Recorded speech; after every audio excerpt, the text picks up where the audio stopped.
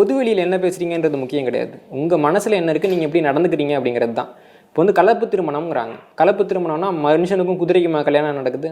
அது அப்புறம் எப்படி நீங்கள் கலப்பு திருமணம்ன்றீங்க? அப்போது முதல்ல பிரிவை நீங்கள் ஏற்றுக்கிறீங்க, ஏற்றுக்கிட்டு அதை கலப்புன்றீங்க இல்லையா? அது எப்படி நீங்கள் கலப்பு திருமணம்னு சொல்லலாம்? அதான இயல்பான முறை. மனிதர்கள், ஒரு மனுஷன் வந்து ஒரு பெண்ணை திருமணம் பண்ணிக்கிறாங்க, அதில் என்ன கலப்பு நடந்திருக்கு உங்களுக்கு இல்லையா?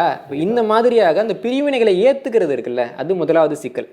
ரெண்டாவது சிக்கல் வந்து நோய் நாடி நோய் முதல் நாடி. இப்போ இந்த ஜாதியை உண்மையாகவே வந்து ஒழிக்கணும்னு நினச்சாங்கன்னா இந்த ஜாதி பிரச்சனை எப்போ தோன்றுச்சுன்னு முதல்ல வெளியில் பேசணும்.